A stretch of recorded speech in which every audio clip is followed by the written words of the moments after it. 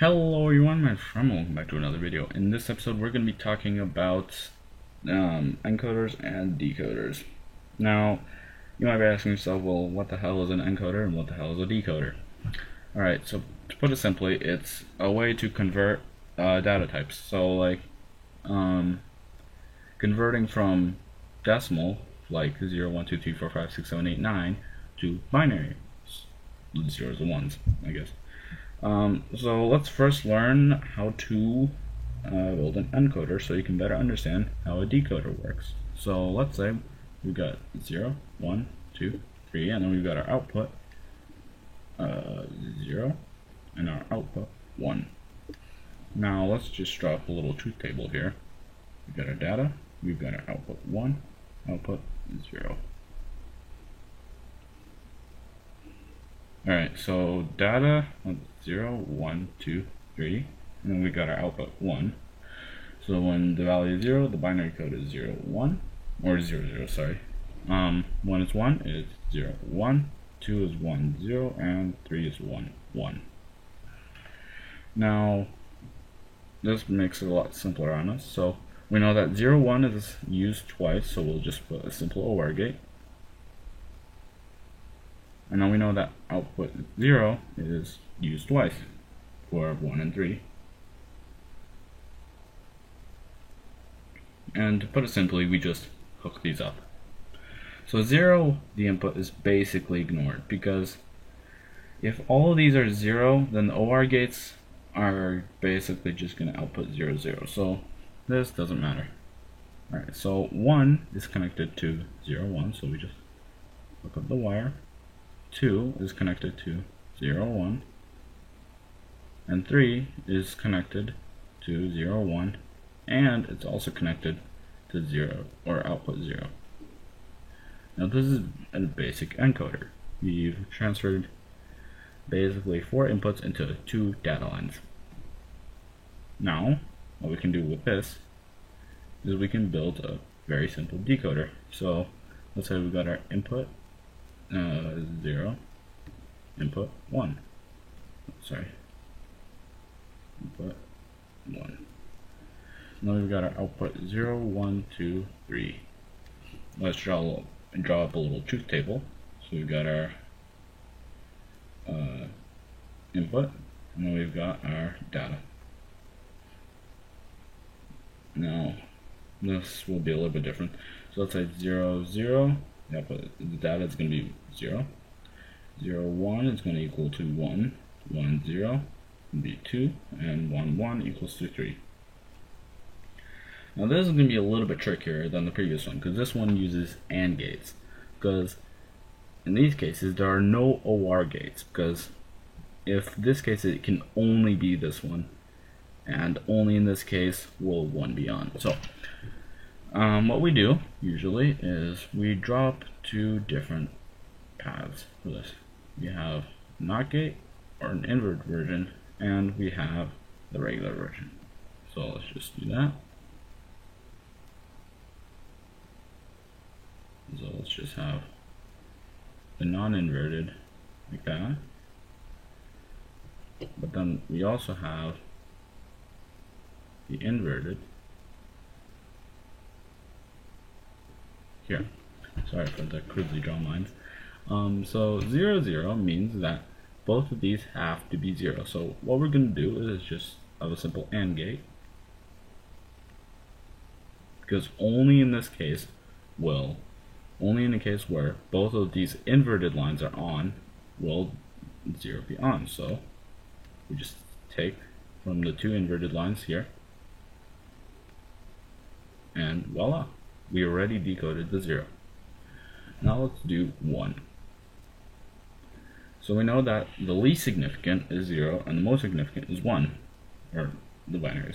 So we know that first one has to be inverted, so we take the 0, and we know that if the I messed that up. We know that the least significant is a 1 and most significant is 0. So we'll go to the most significant inverted and then just dash that. And the least significant has to be on, so we take from this line. Let's just draw little dots where they connect to make it simpler to understand. Alright, so let's go to 2. We know that the code for 2 is 1, 0, so we take least significant 0, so we look for the least significant 0. There we go, the inverted. Attach that to the AND gate, and then we attach the one of the most significant to the other point of the AND gate. And then 3 is when they're both on, so we take one from each of the non-inverted lines. Now, inverting the lines directly is usually a lot better, because then you don't have to use a whole lot of inverters. But what you could do is, if we redo this, we have input 0 and input 1. What you could do, let's take number 2 here. What you could do, instead of inverting it directly here, since we know that, let's just connect these here. We know that 2 is 1, 0, so this one has to be, most significant has to be a 1, so we just connect it there. But we also know that the least significant has to be a 0, so we'll just invert that there to make it a 1 here. And so what you could do is just have a NOT gate individually at every AND gate that you need, instead of having an additional inverted 2 lanes. So encoders and decoders make a lot of things very simple and can be used in a lot of more advanced circuits. So we'll take an example of a multiplexer. A multiplexer basically is a circuit that looks like this. Looks like a sideways trapezoid. You've got your bit selectors here, then you've got your data lines here, and then you've got your one input, or sorry, your one output. 1, input 2, input 3, S1, S0. Now what a multiplexer does is it uses these selector pins to basically switch which input is going to go to the output. Now this is very, very, very useful for a number of situations, but let me first explain how it works. So let's take a 1-bit multiplexer, I think.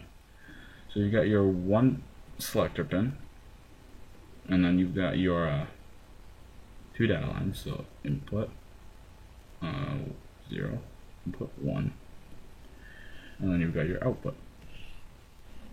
Now for this one, there's only 2 cases. So at the end, there's always an OR gate. Sign that there. Alright. So what we're going to have to do is use an AND gate with 3 data lines. In case you don't know, an AND gate that has 3 inputs is basically just 2 AND gates, where you have 3 inputs and just 1 output, like that. Now, if we just erase that.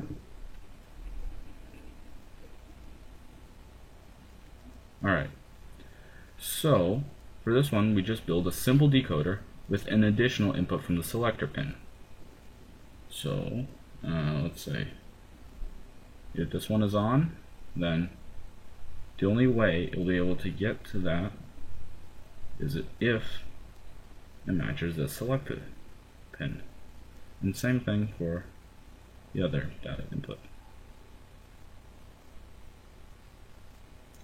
Now this is very, very useful in cases where you want to be able to select which kind of input you want. It's like I explained before, a switch for which output you want. Now this, Now this is very useful when programming like hardwired stuff. Like let's say you have a clock, and then you've got your program. Like on this clock cycle, you want to have an output of 1, or on this clock cycle, you want it to be a 0. So you can have your clock update a little thing which counts a binary counter, which I'll explain later. Oh, actually no, I'll explain it right now. Binary counter basically just counts from 0 or whatever number of bits you want. It just counts them like 0, 1, 2, 3, 4, 5, 6, 7, 4, 3, 2, 1. But it will just count every clock cycle. And that's very useful for a multiplexer. So let's say our multiplexer is here. Oops. Let's say our multiplexer is right here.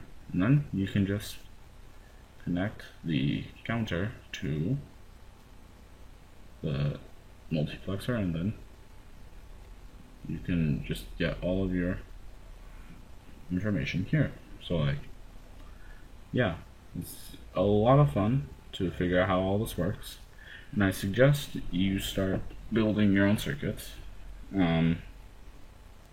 Even though they might not be the most efficient circuits, it's always good to create your own mental image on how electronics go together, and yeah. So in this episode, we covered binary encoders.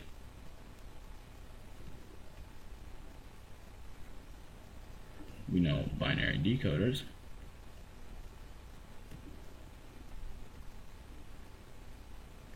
And multiplexers.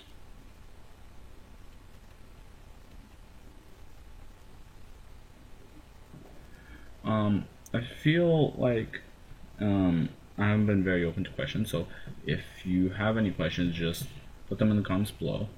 I'll try my best to answer them, but if you cannot get an answer from me, Google is always your best friend.